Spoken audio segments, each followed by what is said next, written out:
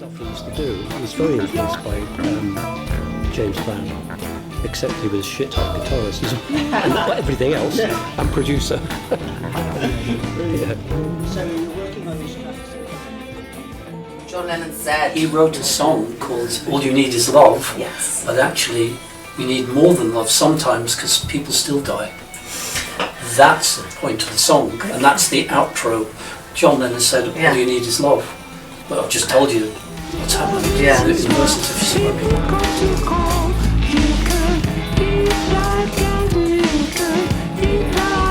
I need to spend quite a lot of time on lyrics, so I need a little something to spark my imagination about lyrics. As soon as that happens, usually the track happens quite quickly. How did it evolve? Well, let's say I was away from home, I think, in darkest Somerset, doing something, and it was very dark. At night, you turn the lights off, which is like black velvet. It was a bit scary actually in this little place. Anyway, I wrote 2 songs at that point in time. One was more upbeat, one might say, but this one was about the loss of my daughter Eve. And so, yes, and when I you know how these things work, I don't know, but you know, when you're being creative or you're writing something comes out, it's a hook, usually with me, it's a hook like say, John Lennon said, all you need is love. And then I kept spinning it back to thinking, well, we had all the love in the world, but actually it didn't make any difference. She still died. And I suppose that's how it happened, really. Yeah. But it extrapolated out into, you know, maybe lots of people who lose children and who are losing children right now. Yeah. In this minute, you know, so, yeah. And then how do you sort of, when you're writing lyrics, how does your process work as an artist, making sure that you're holding on to that central theme? Yeah, okay.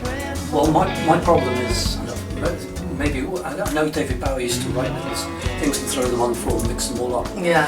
I've thought about that, but it seems like a pain to do that. But anyway, so I usually get, I usually write the chords, the song, whatever, and I'll usually get a hook line, which will be the chorus, and then the trouble starts, because I have to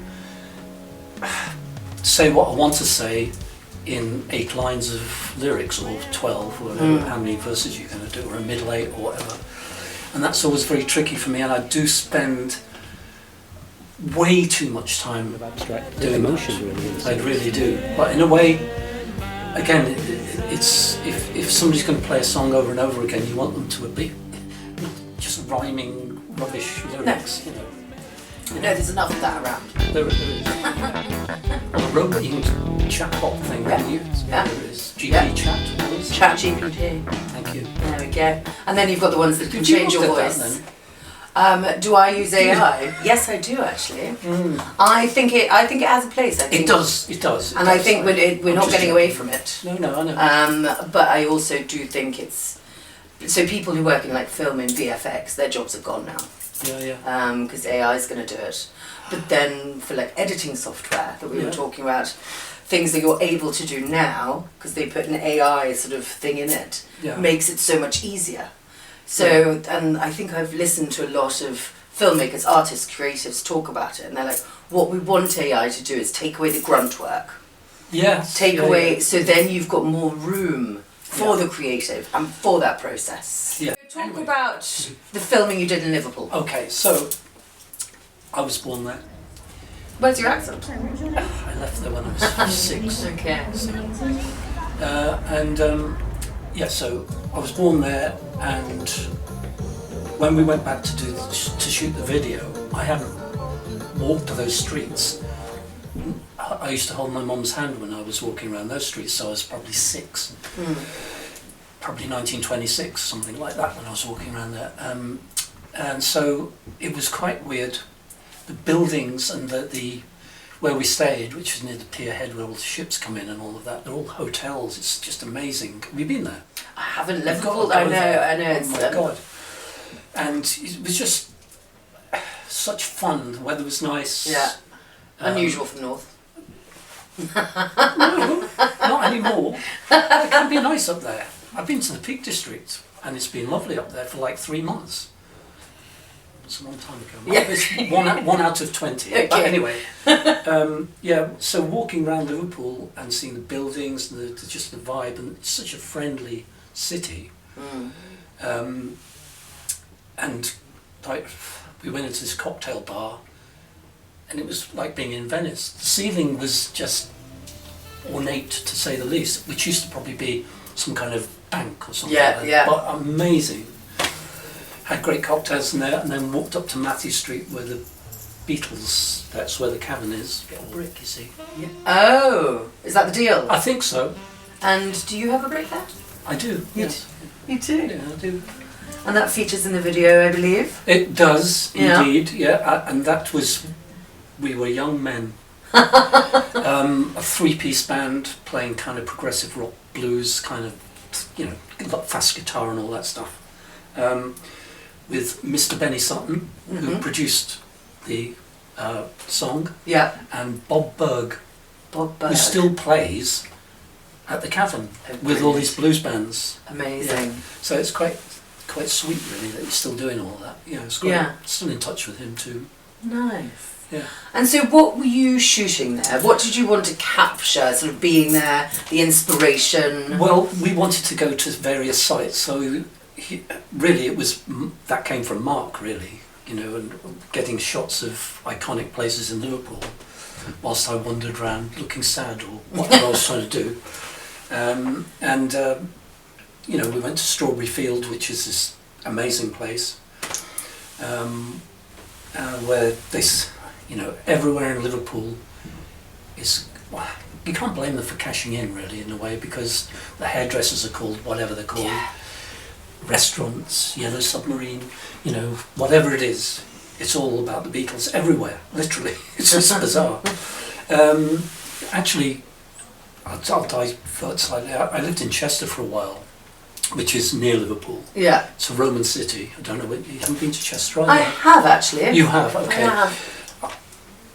But I went there a couple of years ago and it was full of Roman centurions walking around. It was bizarre. You know, and when I was there, I was at art school there years and years ago. It wasn't any of that. There was half an amphitheatre under a convent and a couple of things to visit, a few Roman baths and hairdressers or whatever. But they changed it into a completely, well, they just make loads of money out of it. It's tourism, isn't Japanese it? tourists Yeah, with of course. centurions, you know. Yeah, of course. So getting back to Liverpool, that's what they've done there, and who can blame them, you know? No, it's you know, it's like anything outside the Vatican, you know, it's just, you know, tourist attacked and everything. And Crucifixes. you've really got to walk a good mile before you find a decent bar. Yeah, I get it. Yeah. So, Mark, the director of the video, obviously, he decided that we should go to these various places, which made sense. Go to the Cavern, take some shots there and so on. But when I played there, which is a long time ago, it was disgusting. Not in a good way. No. Like, I love a sticky floor. Oh, this was... No. People used to slip over. Okay. It was like a mud. Yeah. Nice. It was, and it had a smell to it because there was no air conditioning or anything, unlike the new one, which is, it looks the same but it's clean and you know, it's for the tourists. Yeah, so I'll have to tell you a story. Before I played there, I went there as a young person, and I saw this woman, and I was quite shy, but I'm still quite a shy person. And I went up to this woman and I said, "Hello, my name's Phil," and she said, "Hello, goodbye, Phil." Which is a Beatles song. Hello, goodbye. In a proper Hello, Liverpudlian hello. accent. Oh, yeah. And that was it. You were hooked. I never approached a woman again. That was it. Changed my sex life forever. Women, you know, we can be mean. So cruel. Yeah. But we deserve to be. I guess you have children, you know, and all that kind of thing. Put up with lots of stuff. And I was actually saying to Mark, a new track I've written, it is called Women. it should be brackets, can't live, what is that saying? Can't live with them, can't live with them. Can't live with them, can't live without them. No, but can't live Can't with them. live with them, can't live with them. No, it's can't live with them, can't live without them, but I think the title should be can't live with them, can't live with them, close brackets, not without them. Because let's face it, it's insane living with women. It's true though. But it's been I'm just getting back, I'm not being misogynistic about this. I love women, and the thing is, this song is about the fact that it's been my journey through life to try and get into the brain of women and try and understand them. And guess what? You don't. I can't. You I've can't. tried. I've No. given up. I'm nearly given up. I would if I were you. But the song, that's what it's about. It's about it's about saying, but if you listen to the lyrics of the verses, which one day you probably will, and you'll think, oh, this is a bit sexist and a bit this, but it's not that, really, if you know what I mean. It's Okay. about, okay. Yeah. Anyway, so yes, back to Liverpool. We had a great time there, great sights to see, lovely people, and I don't know sometimes why I left there. So I still have relatives up there, and I go up there, you know. Do you get a little nostalgia there? It's hard to say whether it's. I don't think it's nostalgia because I left there so long. I'm probably more nostalgic for London in some respects. I spent a long time there, and I had a flat in Kensington, which La-di-da. yeah, 10 quid a week. No, it wasn't quite 10 quid a week, but it was massive. It was a mansion flat, and some friends of mine had had it for years, and I moved in, and we were like a stone's throw from the Albert Hall, Chelsea, Fulham Road. It was in Gloucester Road. That was the nearest tube station. It was that was living in London for 3 or 4 years, and I was in a band, so it was really quite an exciting time, you know. But going back to Liverpool, it's not nostalgic. It's like a dream. Okay. You know, so it's more surreal. It's like life is a series of dreams. Sometimes I think, and sometimes I think, like if I look at my bricks, was that me? Was I here? You know, it's weird. Yeah. You know, and obviously I was, but it's like a different time portal vibe. Okay. Kind of thing. I like that. I think Yeah. that's a good way of Yeah. thinking of it. Good. Yeah. I'm glad you do. Yeah. Excellent. Good. So you were filming all these, you know, lovely parts of Liverpool, all these parts that sort of brought you through these time portals. Yes. Yeah. God. And then how did you work with Mark to sort of put that together weave it into the song and the recording that you did? Okay, well, really, I spent time recording the backing tracks and everything in Gloucestershire with Mr. Benny Sutton, who produced it, and then went through a series of tortuous data transfers of various bloody things, various vocals and things like that. It took ages. It was difficult. Songs never finished. Well, it's just if I wasn't doing it, he was doing it in Gloucestershire, and I'm in Brighton, so I'd do a load of vocals and send them to him, and then they come back. Don't like that. He's put it in the wrong, harmonies and things. So anyway, we had a desperate time. Yeah. But I think we're still friends. Good. Yeah. So when we discussed making a video for it, Mark said, "Well, why don't we go up to Liverpool and go back to the cavern?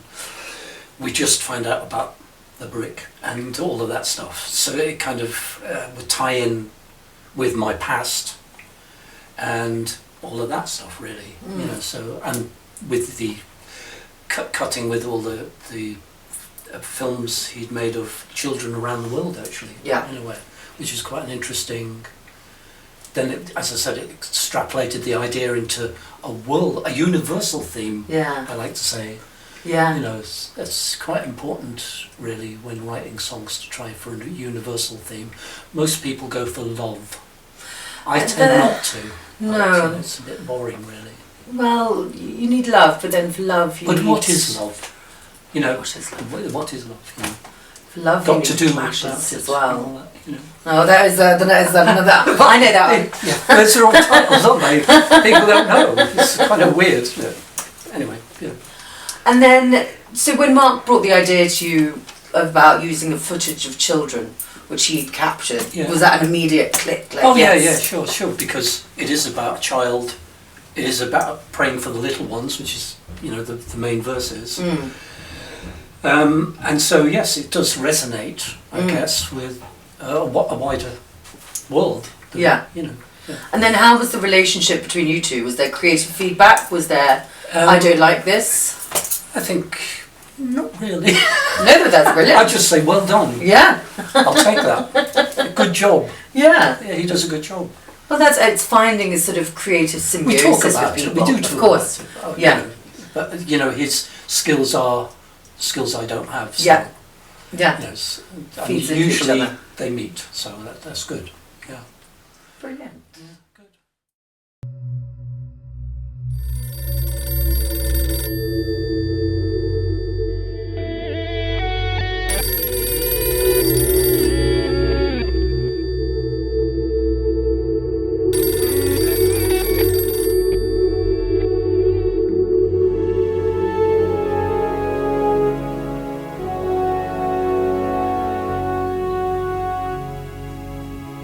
Someone I really care about, something I can do nothing about, someone who left me here behind with just a scent of the hair to remind, and it's sad,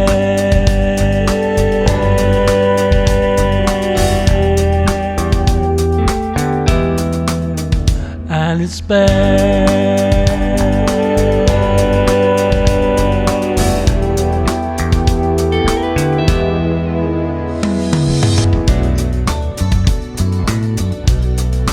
Praying for the little ones, the young and the innocent ones. I'm praying for the little ones.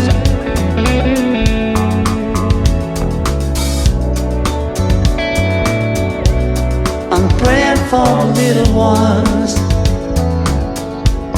the young and the innocent ones. I'm praying for the little ones. If I live to be 100 or more, hope I never feel this way again. An open wound that will never heal, a frozen heart that I can't conceal, and it's sad.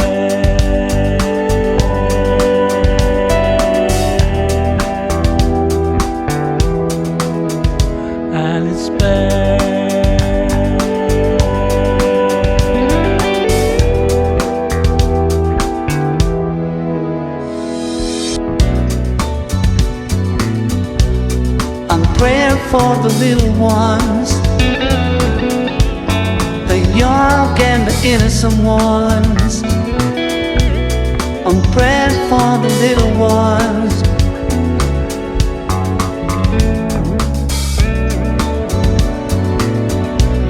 I'm praying for the little ones, the young and the innocent ones. I'm praying for the little ones.